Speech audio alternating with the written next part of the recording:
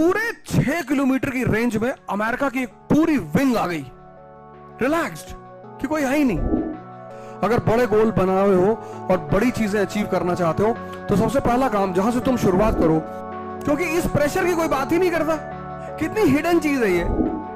दूसरे के नोट्स और दूसरे के बच्चे तुमको जीवन में कभी काम नहीं आएंगे। तो जब जीवन भर लड़ना है तो लड़ने की ताकत ना पैदा कर ली जाए। सबसे बड़ा चैलेंज तुम्हारे लिए क्या बनता है? रिवीजन। अगर अच्छा पैसा कमाते हो तब तो घर में रहोगे, वरना ओल्ड एज होम में रहोगे। मोदी जी ने पहले कर लिया था तो बुढ़ापा एंजॉय कर रहे। राहुल जी तब नहीं कर पाए थे, अब किया।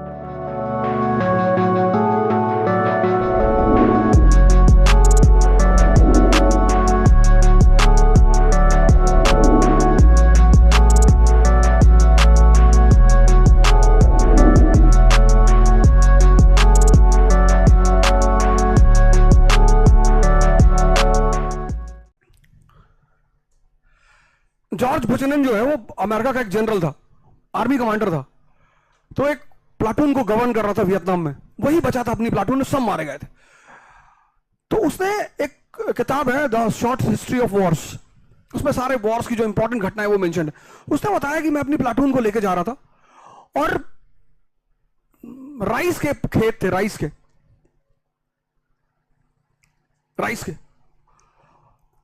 तो हम क्या करते थे, मतलब ये क्या करता था कि एक सिपाही को आगे भेजता था, तो जब वो क्लियरेंस देता था कि हाँ साहब आगे कुछ नहीं है, तब वो बाकी प्लाटून मूव करती थी। और राइस के खेत में पानी भरा होता है,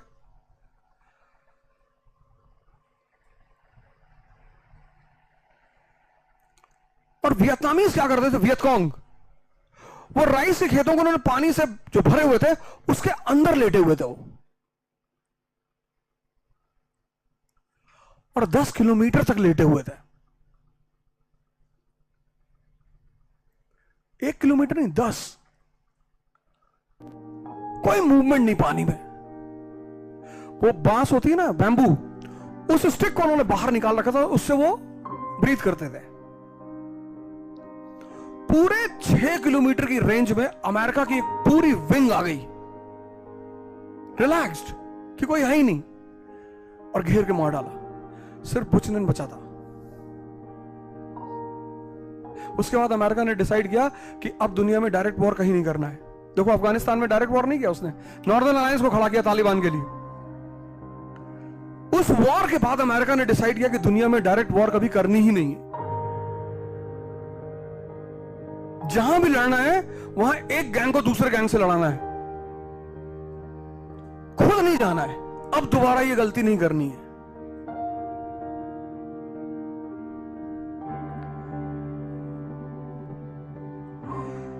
एक भ्रम से तुम आज बाहर निकल आओ,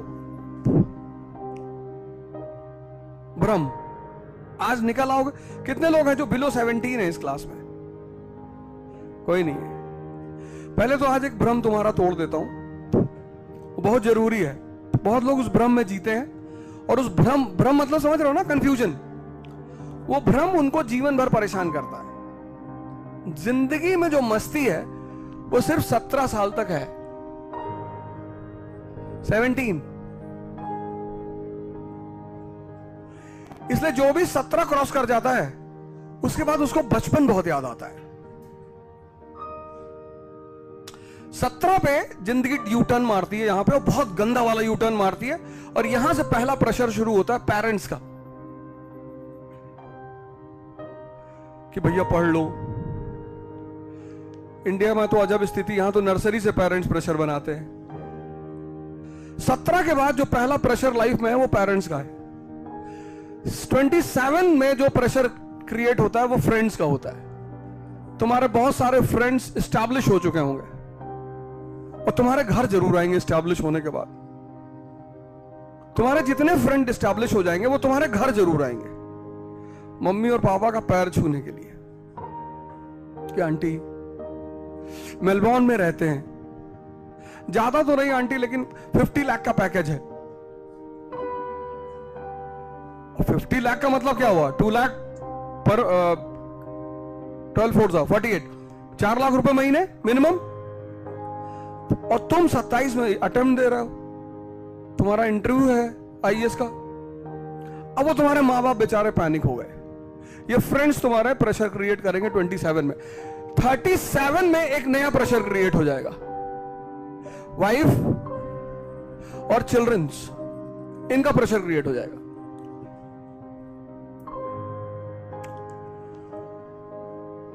बच्चे कि स्कूल का टूर जा रहा है अमेरिका, 12-12 लाख रुपए लगेंगे पापा, ज्यादा नहीं लग रहे हैं। बच्चे इतने प्यार से कहते हैं ना, कहते पापा बहुत कॉस्टली नहीं है। एक बच्चे का सिर्फ 12 लाख रुपए लग रहा है। उनको लगता है कि जो मनी प्रिंटिंग प्रेस है वो पापा की है। हमें भी तो लगता था, यही चीज हम भी तो करते थे। 47 में प्रेशर चेंज हो जाएगा, सोसाइटी का प्रेशर हो जाएगा। जब वो तुमसे सोसाइटी कहने लगेगी बिटिया की शादी नहीं कर रहे हो, कर दो यार। वो शर्मा जी की बेटी वहां दिल्ली में पढ़ती थी, भाग गई। डायरेक्ट कुछ नहीं कहेंगे तुम्हें, सोसाइटी तुम्हें इनडायरेक्टली प्रेशराइज करेगा। 57 में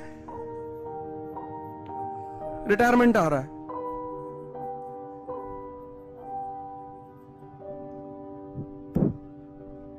ओवर, गेम ओवर। अगर अच्छा पैसा कमाते हो तब तो घर में रहोगे, वरना ओल्ड एज होम में रहोगे।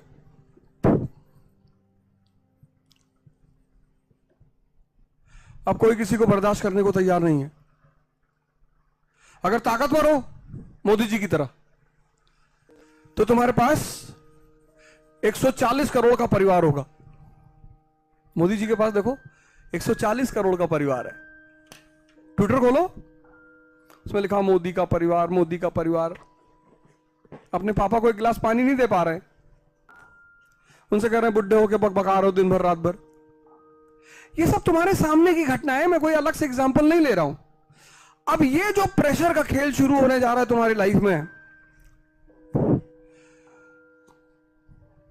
ये तुम सिर्फ एक चीज से डील कर सकते हो। अब यहां तुम्हारा परसेंटेज काम नहीं आएगा।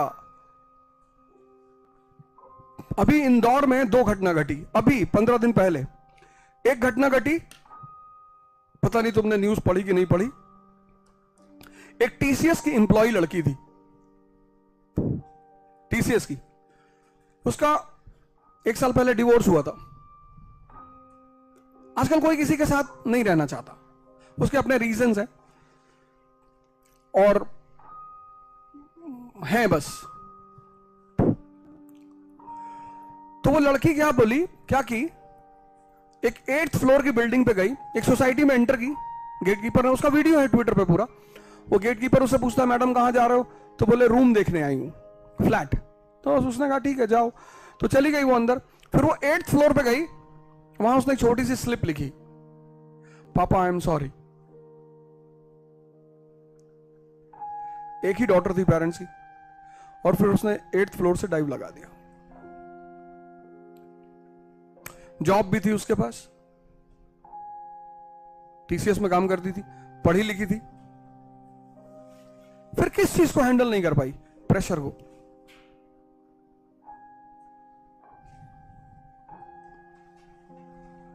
अभी रिसेंटली 10 दिन पहले की इवेंट है, और ऐसे न जाने कितने लोग दुनिया में परेशान हैं, खासकर इंडिया में, क्योंकि इस प्रेशर की कोई बात ही नहीं करता। कितनी हिडन चीज है ये, आज से पहले किसी ने बताया? लेकिन है। अपने पेरेंट्स से जाके पूछो, वो आजकल इस फेस में चल रहे हैं? नहीं चल रहे हैं। और जैसे जैसे ये उम्र बढ़ेगी वैसे वैसे तुम्हें स्कूल याद आएगा, तुम फिर बच्चा होने की कोशिश करोगे। रिलीफ चाहिए ना, थोड़ा सा रिलैक्स चाहिए, मन की शांति वो मिल ही नहीं रही है। अगर तुम्हें यह प्रेशर हैंडल करना है, अगर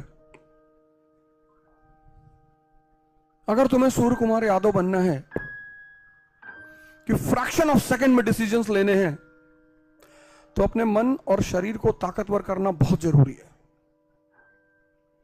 नहीं तो तुम कितना भी परसेंटेज ले आओ, उसका कोई फायदा नहीं है।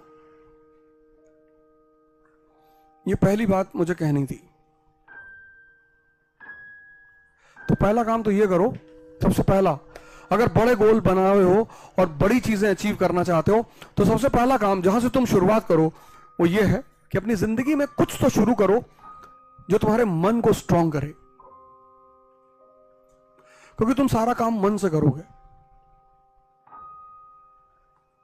इसलिए सबसे पहला काम यह करना है,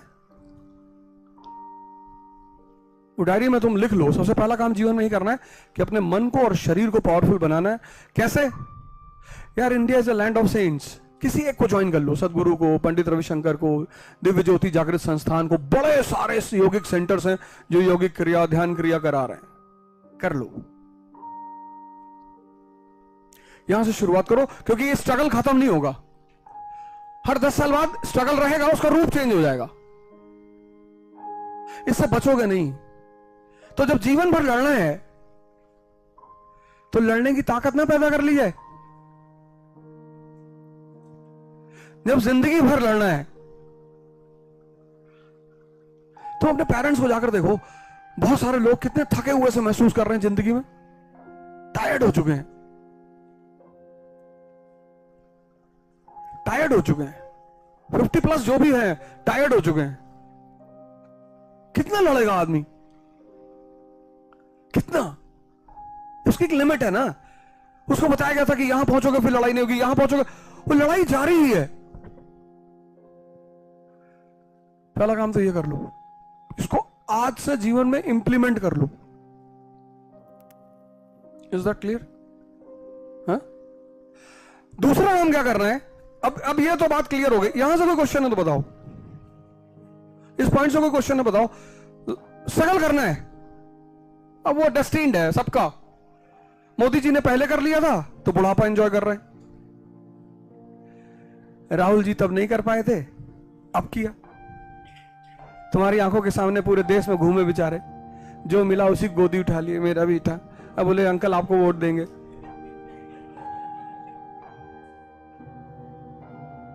तुम्हारे सामने है। अगर वो पहले अटेम्प्ट में प्रधानमंत्री बन जाते 2000 में, तो ये सब करते कभी? कोई बचेगा नहीं। ना हम बचेंगे ना तुम बचोगे, कोई बचेगा ही नहीं। वो चाहे अल्लाह का पैगंबर हो और चाहे विष्णु का अवतार। मोहम्मद साहब अल्लाह के पैगंबर हैं, लेकिन स्ट्रगल से बच पा रहे हैं? नहीं बच पा रहे हैं, क्योंकि वो लॉ है। टैफ में लोगों ने इतना मारा, उनको दांत टूट गया, खून बह रहा है। नहीं,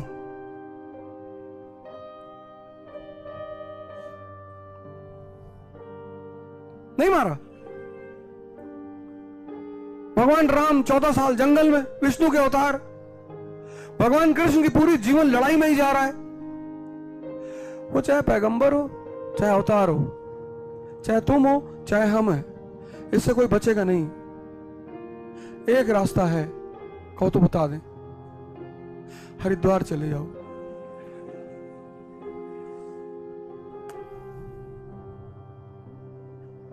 बस वही एक रास्ता है, और कोई रास्ता है नहीं। जो तुम दिन भर बैठ के सपना देखते हो ना कि आईएएस बनेंगे, फिर मंत्री की बेटी से शादी होगी, फिर पॉर्श चलाएंगे, फिर एक बैग सपना टूटता हो, तुम कांप के उठ जाते हो कि वे मुझे कंपाउंड नहीं पता, मैं आईएएस कैसे बनूंगा।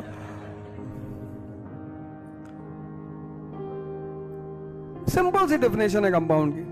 It's a combination of 2 or more elements in fixed proportion. H2O. One molecule of water in entire universe will have same proportion of hydrogen and oxygen 1:2. It will never change.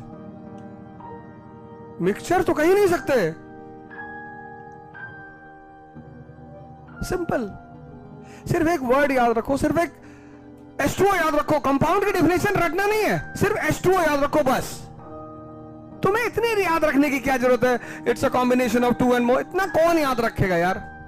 किसी ने तुमसे अगली बार पूछा what is compound, कहना 1:2 H2O, समझ जाएगा वो।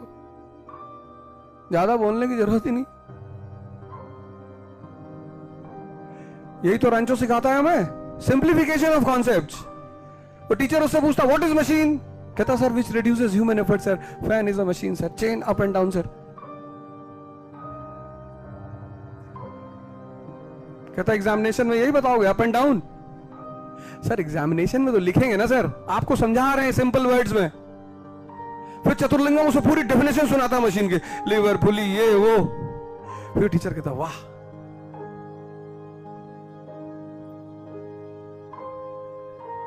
Simplification of concepts. जो भी पढ़ रहे हो तुम यार, दूसरों के नोट्स लेते हो आईएएस की तैयारी में, एमपीपीएससी की तैयारी में, दूसरे के नोट्स और दूसरे के बच्चे तुमको जीवन में कभी काम नहीं आएंगे। दूसरे की बीवी भी नहीं आएगी, पर मैंने वो एग्जांपल नहीं लिया, मैंने कहा थोड़ा जेन्युइन एग्जांपल ले लूं। दूसरे के नोट्स और दूसरे के बच्चे सिंपैथी भले दिखा दें, तुम बीमार हो तुमको दूसरा का बच्चा आके सिंपैथी दिखा देगा, एक्चुअली तुम्हारा उसकी लाइफ में कोई कंट्रीब्यूशन नहीं है ना, अपने बच्चे की लाइफ में कंट्रीब्यूशन है। तुमने उस पर इन्वेस्टमेंट किया पैसे का, टाइम का, तो वो रिमेंबर करेगा तो तुम्हारा केयर करेगा कि मेरे पापा मुझे कंधे पे बिठा के रामलीला दिखाने ले आते थे, मेरे पापा ऐसे करते थे, मेरे पापा ऐसे करते थे। वो सारी मेमोरी उसे रिकलेक्ट होगी, तो उस मेमोरी के कारण वो तुम्हारा केयर करेगा कि मेरे माँ बाप ने मेरे लिए इतना किया है। तुम यार दूसरे का नोट्स लेते हो, अगर आईएएस टॉपर के नोट्स अच्छे होते हैं, पर अगर तुम्हारे लिए इंपॉर्टेंट होते, बुद्ध नोट्स बना के गए, विनय पिटक, सुत्त पिटक, अभिधम्म पिटक, नोट्स ही तो है। कितने लोग उस नोट्स को पढ़ के बुद्ध बने? हाँ, उससे इशारा मिला, इतना उसका इंपॉर्टेंट था। फिर कबीरदास जी ने अपना नोट्स बनाया, फिर महावीर जी ने अपना बनाया, मोहम्मद साहब को बना बनाया नोट्स मिला, मालिक ने कहा मैं दे रहा हूं, उसी को बता दे आगे भाई। पर सबको अपने नोट्स बनाने पड़े। नोट्स मतलब क्या? सिंप्लीफिकेशन, तुम्हारे वर्ड्स में। जैसे मान लो तुमने पढ़ा प्रियम्बल, पढ़ लिया तुमने, टीचर ने पढ़ा दिया, नोट्स दे दिया, सब कुछ है, पर अब सेव भी तो होना है। मेन पॉइंट क्या है? यहां सेव होना। तो वो सेव कब होगा? जब तुम उसे सोच के अपने टर्म्स में लिखोगे। जिस दिन किसी भी हेडिंग को तुम सोचकर अपने टर्म्स में लिख लेते हो, इसका मतलब वो सेव हो गया। जब तुम दूसरे का नोट्स लेते हो तो तुम्हें इस बात का एहसास होता है कि मेरा तैयार है, ऐसा होता नहीं। You are getting my point? मेरी बात समझ में आ रही ना? मैंने तुम्हें अपने नोट्स दे दिए हिस्ट्री के, ले लिया तुमने, रख लिया, पर वो मैंने बनाए थे, तुमने। टीचर पढ़ाए, अभी मैं बाद में लेता हूं, बाद में। टीचर पढ़ाए, नोट्स दे, बहुत अच्छा, सो थैंक यू बोलो, उसका काम है। पर जब घर जाओ और तुम उस टॉपिक को पढ़ो, तो उस नोट्स को रैंचो मॉडल पे सिंप्लीफाई करके अपने वर्ड्स में लिखो। वो तुम्हारे ओरिजिनल नोट्स होंगे। जब तुम अपने नोट्स देखोगे अगली पैलियोलिथिक एज में, बीच में तो देखोगे नहीं, तो तुम्हें हर चीज याद आएगी। दूसरे के नोट्स में तुम्हें कुछ याद नहीं आएगा, इसलिए रिवीजन तुम्हारे लिए चैलेंज बन जाता है। सबसे बड़ा चैलेंज तुम्हारे लिए क्या बनता है? रिवीजन, क्योंकि तुम्हारे नोट्स तो है नहीं, तुमने तो बनाए नहीं, नोट्स तो दूसरे के हैं। नोट्स तो दूसरे के हैं, तुम्हारे हैं ही नहीं।